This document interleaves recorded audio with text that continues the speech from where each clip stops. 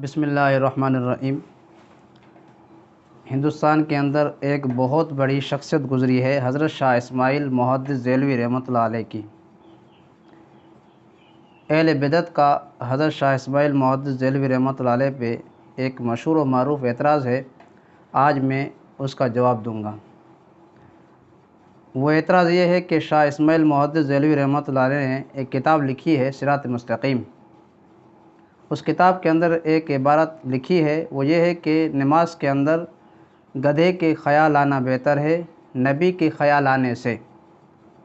اب بریلوی حضرات نے عوام کے اندر اس عبارت کے مفہوم کو غلط ان کے ذہنوں میں ڈالا ہے، جس کی وجہ سے عوام شاہ اسماعیل محدث دہلوی رحمۃ اللہ علیہ پہ کفر کے فتوے لگا رہی ہے۔ اس عبارت کی وضاحت کیا ہے؟ شاہ اسماعیل محدث دہلوی رحمۃ اللہ علیہ نے پہلی بات یہ کتاب خود نہیں لکھی، بلکہ یہ کسی اور کی کتاب ہے۔ سید احمد شہید بریلوی رحمۃ اللہ علیہ کی کتاب ہے، یہ شاہ اسماعیل محدث دہلوی رحمۃ اللہ علیہ کی خود کی کتاب نہیں ہے۔ اور اس عبارت کی وضاحت کیا ہے؟ اس عبارت کی وضاحت یہ ہے کہ وہ بڑی شخصیت تھے، مستغرق باللہ تھے۔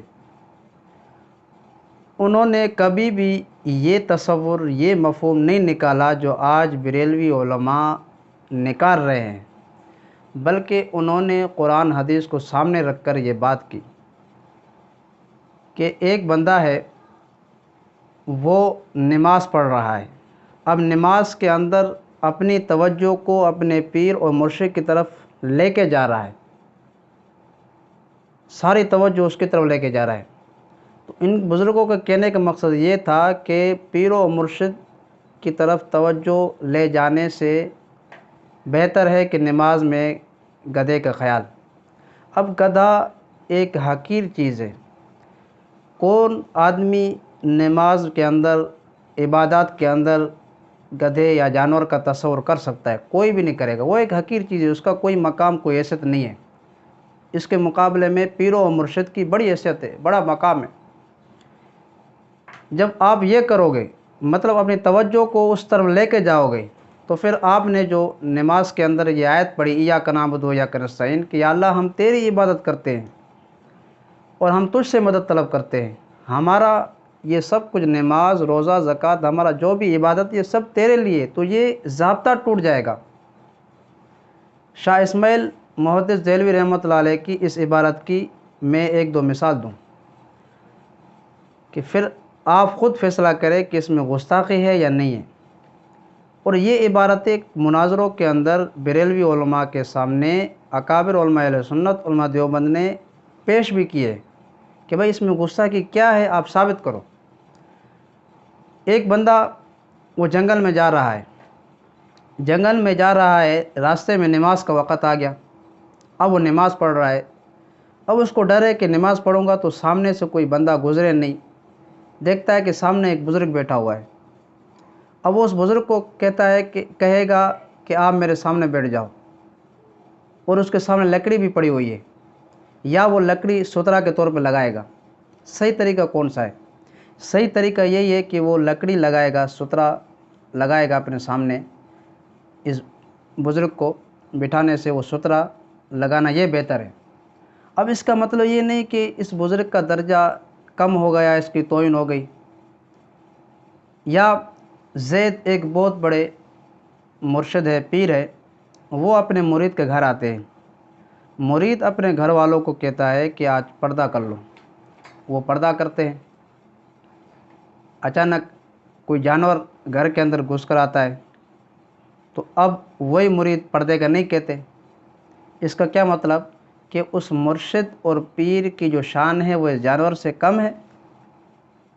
جب وہ آئے تو پردے کا کہا، یہ آئے تو پردے کا نہیں کہا؟ نہیں، اس کا اپنا مقام ہے، اپنی حیثیت ہے، اس جانور کی کوئی حیثیت، کوئی مقام نہیں ہے۔ تو اس عبارت کے اندر کوئی گستاخی نہیں ہے، بلکہ اس عبارت کا لانے کا مقصد یہی تھا کہ ہم جب نماز پڑھیں تو نماز کے اندر صرف ذہن اور تصور اپنا اللہ کی طرف کریں، نہ کہ کسی اور کی طرف۔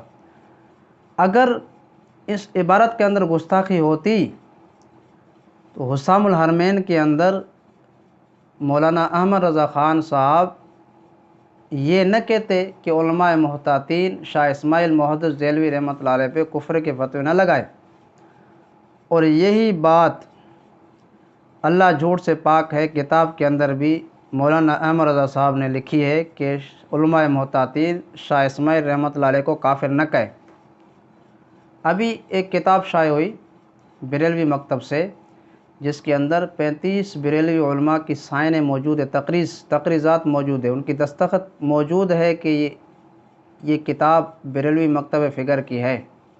उसके अंदर भी बरेलवी आलिम 3 इबारत लेकर आएँ, उसमें भी ये सिरात मुस्तकीम वाली इबारत का इस किताब का नाम व ज़िक्र नहीं है। तो मालूम हुआ शाह इस्माइल मुहद्दिस देहलवी रहमतुल्लाह अलैह की इस इबारत का वो मफ़हूम नहीं है, वो तसव्वुर नहीं है जो बरेलवी उलमा अवाम के सामने डालते हैं, और इसमें कोई गुस्ताखी भी नहीं है। अगर गुस्ताखी होती तो मौलाना अहमद रज़ा ख़ान बरेलवी साहब शाह इस्माइल मुहद्दिस देहलवी रहमतुल्लाह अलैह पे कुफ्र के फतवे लगाते।